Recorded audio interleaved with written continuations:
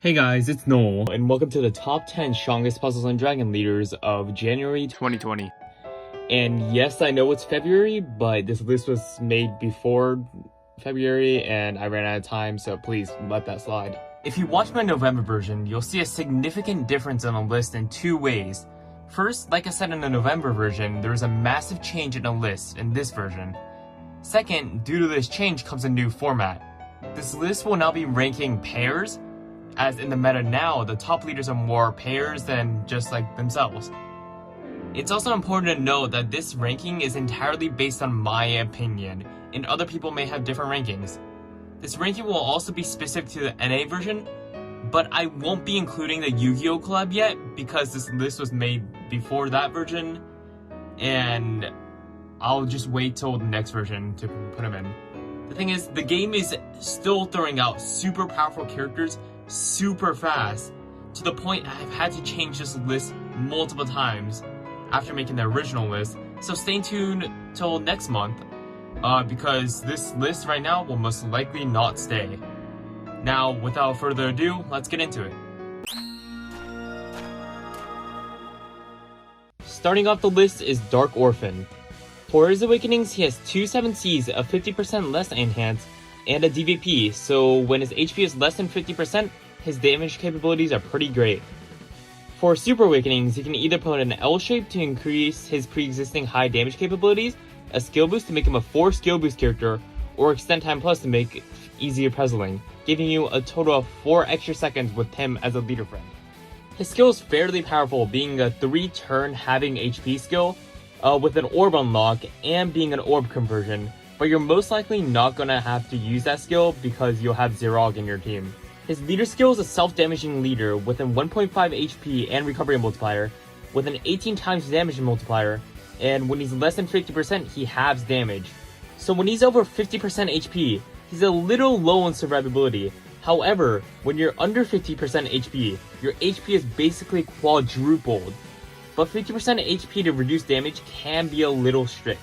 Although he's a very strong self-damaging leader, he does lack the top class abilities such as an auto FUA, but he can leader change into a 7-6 board. Just a note, this doesn't make him a bad leader, but more like he lags behind the top class leaders. On to number 9, we have New Year's REECHE. For Awakening, she has 3 7Cs and 3 skill charges, meaning you can charge her 3-turn damage absorption and attribute absorption in a minimum of 9 turns.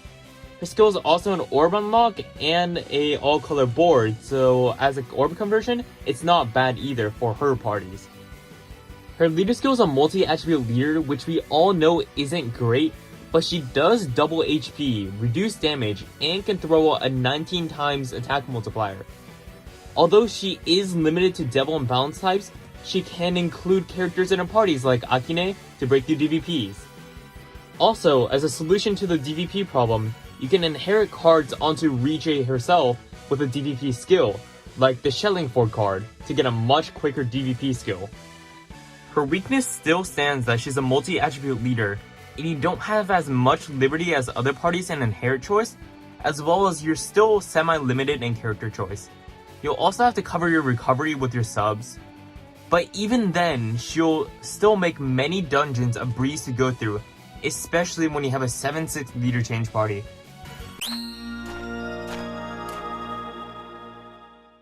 In number 8, there's Light Orphan and HMADOO. For Orphan's Awakenings, he has 4 HP enhances, so he can greatly boost team HP, and he has a 7C and a 10C, but he doesn't have a DVP, and his Super Awakenings aren't insane, especially because he doesn't have a bind resistance, and the Super Awakenings failed to cover that. His skill is a damage reducing skill, which can make up for the lack of HP boost slightly, and it's also a tricolor board with heal orbs as one of them. His leader skill is a 7-6 board, which is the biggest part of the current meta. He throws a little lacking 9 times multiplier, and he doesn't have an HP multiplier, but he does have a damage reducing ability, as well as a massive 4.5 recovery boost. Where Light Orphan lacks is where HMADOO covers. I talked about HMADOO in my last list, but HMADOO has 2 prongs and 3 DVPs for awakenings. She can also use one of 3 killers, being God, Devil, or Physical Killer as a super awakening. You can also put one of those 3 killers as a latent awakening as well to do 10 times more damage against that specific type. Her skill is equally as powerful, adding 3 combos for 1 turn, and delaying the enemy's turn by 3 turns. Her leader skill boosts Dark and Fire attribute HP by 2 times, attack by 16 times, and reduces damage all from clearing 5 orbs at once. With her HP multiplier, as well as Orphan's HP boost, they can have ample HP, and with Orphan's recovery boost, and their damage reduction together, their survivability is more than enough. In number 7, we have Fagan. For his awakenings pre-transformation, he doesn't have a bind resistance, so it's a little scary, but with the right parties you can transform without any risk. Post-transformation, he has 4 7Cs, so he has explosive DPS, and 2 control time pluses so he can extend time by 2 seconds.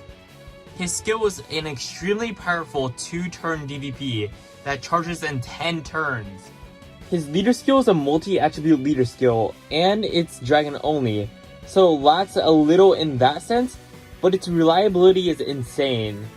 He has a 2 times HP and recovery multiplier, a 20 times damage multiplier, and an auto FUA if you clear 5 colors at once. So, unlike most multi-attribute leaders, he doesn't actually need every color to throw out his huge DPS, so you only need 5 colors if the enemy has a resolve. Combined with his skill, he can reliably go through dungeons like AA3. He doesn't have a damage reducing ability though, so make sure you make up for that in your latents and your skills in your subs.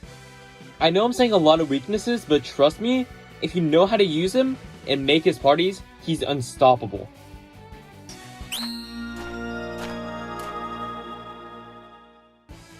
In the number 6 spot, we got 2 pairs. TIFA and LYUSUKE, and TIFA and DKARIN. We all know how strong TIFA is. For awakening, she has 5 light row enhances, so she can boost overall party damage. Her skill changes heal orbs to light orbs, enhances light orbs, and reduces damage by 35% for 3 turns. Her leader skill makes the board a 7/6 board, and raises light attribute HP by 1.5, attack by 12, and recovery by 6 times. To describe how powerful this healing is, once I had a 7/6 board full of poison orbs with 1 set of heal orbs and less than a row of light orbs remaining. Even with this dire die situation, I was able to fully recover with no Skyfall combos. She doesn't have a damage reduction ability though, so you'll have to use your skill in the right times to make up for it. To pair up with this broken leader, we have LYUSUKE from the Yu Yu Hakusho collab. For his awakenings, he has 2 DVPs, 3 if you include super awakenings, and a 50% or less enhance, which doesn't pair up too well with TIFA. For his skill, he creates a free 3x3 square of light on a 5/6 board, and a 3x4 rectangle of light on a 7/6 board. Although there are already DVP skills in the game, this skill makes an actual square on the board, so your awakenings will activate and boost your damage. For his leader skill, he doubles your HP, boosts your damage by 16 times, and reduces damage when your HP is 50% or less. So just in case your HP goes under 50%, your survivability greatly increases, and you can instantly head back to full with Tifa's leader skill. You also don't have to worry about not having enough light orbs on your board for LYUSUKE's leader skill because it's a 7/6 board. The second pairing is DKARIN. For awakening, she has a 7C and 2 killers, and for super awakenings, you can either get a second 7C, a DVP, or another skill boost to get 4 skill boosts. She has a very powerful skill that enhances light and dark attribute attacks by 2, and halves damage for 3 turns. Her leader skill raises light HP by 1.5, attack by 16, recovery by 2, and extends control time by 2 seconds. Her skill can somewhat make up for the lack of damage reduction on her leader skill. You can also put on 3 more dragon or devil killers as a latent awakening, doing 10.125 times more damage to the respective types. When pairing her with TIFA, you will have to juggle the damage reduction skills and use them accordingly for dungeons like Grotesque Being. the pair does lack a lot of survivability with having a semi-small HP multiplier. In reality, these two pairings are strong, but they really got carried all the way up to 6 thanks to TIFA. Both pairs are very flexible in subs, however, and light parties have the best subs in the game like Gory or Diao, so they have that.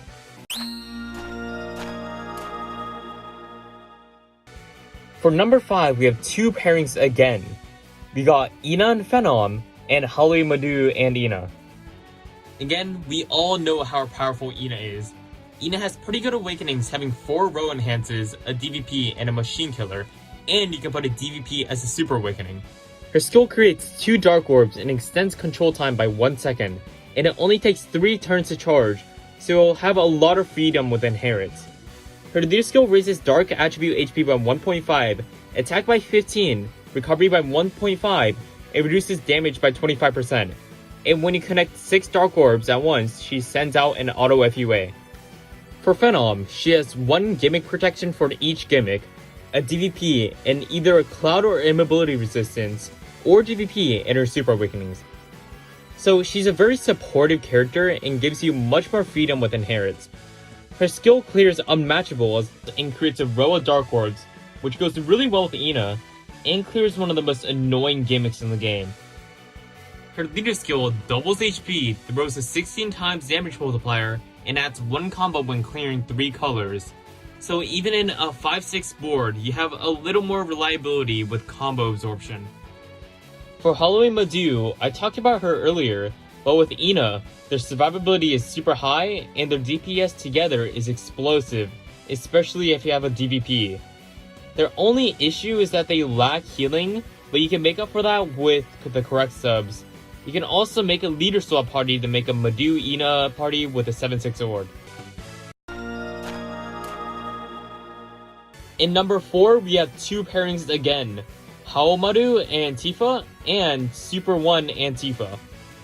For HMADOO, for his awakenings, he has 3 light row enhances to go with TIFA's, 2 combo drops, and a DVP or cloud resistance on his super awakenings. For his skill, he has a powerful tricolor board with 2 added combos. For his leader skill, he has a 1.5 multiplier on HP and recovery, and has a 15 times multiplier on damage.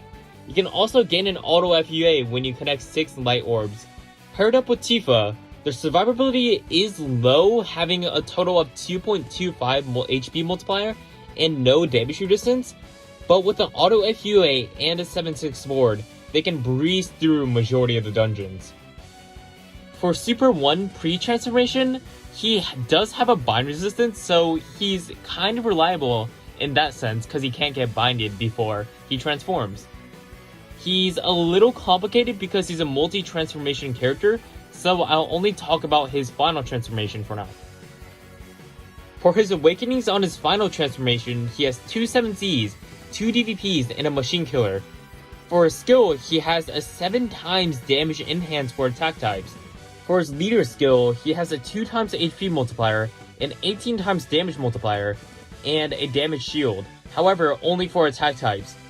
An issue with this pairing is that Super 1's final transformation isn't a light attribute, but you can make up for that with your subs. You can still fake characters like Gory, Zella, and Cleon in your party, so you'll be fine. This pairing is also the only pairing that I've listed that can make a damage shield pretty reliably with their leader skill, as Yusuke can only make one at 50% HP. So if you prefer more survivability, Super 1 is probably the better option over HMADOO. In number 3, we have Minika and Valkana. Minika is the blue TIFA. Looking at her awakening, she has 4 row enhances and can raise overall damage. Her skill makes water and heal orbs and can make a damage shield covering some of her weaknesses. Her leader skill has a 1.5 times HP multiplier and a 12 times damage multiplier. And she has a 4 times recovery multiplier. This is the only time she appears on the list though, because she doesn't have good combinations like Minika and Coco in Japan. For Valkana, Valkana has 2 7Cs and a DVP for its awakenings, and you can put a 7C as a super awakening. His skill is very powerful, being a 3-turn 2.5 times enhance of water orbs and making a water skyfall. His leader skill raises HP by 2 times, attack by 20 times, and reduces damage by 35%. To get this damage reduction, however, you have to recover 100,000 HP at once. This pairs amazingly well with Minika, as Minika has that 4 times recovery multiplier. With this, you can get the damage reduction with ease, making most dungeons scarily easy, as you have this crazy survivability and insane healing. In number 2, we have a pretty unexpected appearance of Zerog Core. This character is heavily specialized in the new Colosseum dungeon, In number 2, we have an unexpected appearance of Zerog Core. This character heavily specializes in the new Colosseum, and while he is effective in Grotesque Being, there are better options. For his Awakenings, he has 2 7Cs, 2 50% or less enhances, and a DVP in his Super Awakenings, so his damage output is insane. His skill is a 1-turn skill that halves his HP and extends control time by 3 seconds, so he can easily activate his Awakenings every turn. His leader skill has a 2 times HP multiplier, a 18 times damage multiplier, and a 25% damage reduction. Although on a normal board he's not that powerful, because he has a 1-turn skill he can reliably leader change into a 7-6 board. On top of that, he can fit a Cruel Yuli loop in his party, making him practically unkillable. Every turn you reduce your damage to 50% to activate your leader skill and Awakenings, then you just recover all that HP back at the end of your turn with the Cruel Yuli loop. With this, you can survive most of the hits that come at you. I also show some gameplay on my channel of me using a Cruel Yuli Lua loop party with Zerog, and fairly easily beat Grotesque Being after making several mistakes, and not even having an optimized party to any extent. Again though, this character specializes in the new Colosseum mainly, so if you're going to dungeons like Grotesque Being, other characters like HMADOO may be better for it. Now, coming at the top of the game is HMADOO and TIFA. Think of the amount of times these characters appeared on this list. Now let's put them together. That's a god tier party. Although they look different, their synergy is crazy. They cover each other's weaknesses such as Tifa's low survivability or HMADOO's low healing, and leaves no holes. Think of HMADOO in the Light Orphan pairing, but on another scale of power. Their only issue is that the choice in subs is a little limited. You can't use the top tier light subs like Gori and Diao Shen, so making the parties are a little bit difficult, but when you can make these parties, this party is certainly unstoppable. Tifa has shown no signs of letting go of her top spot, but there are new characters coming out like the Yu-Gi-Oh! Collab people and the new Great Witches that are definitely going to be top tier and maybe even better than Tifa. Alright guys, that's going to be the end of this video. I hope you guys enjoyed. Like I said, this list is most likely not going to stay until next month, so stay tuned for next month to see how much it has changed.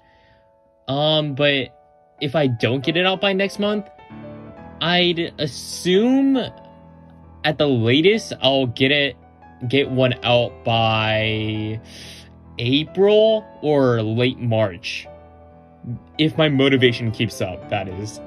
Anyways, leave a like, subscribe, and leave a comment below what you think. It'd be awesome if you also checked out my Patreon in the description below. I'll see y'all later. Peace.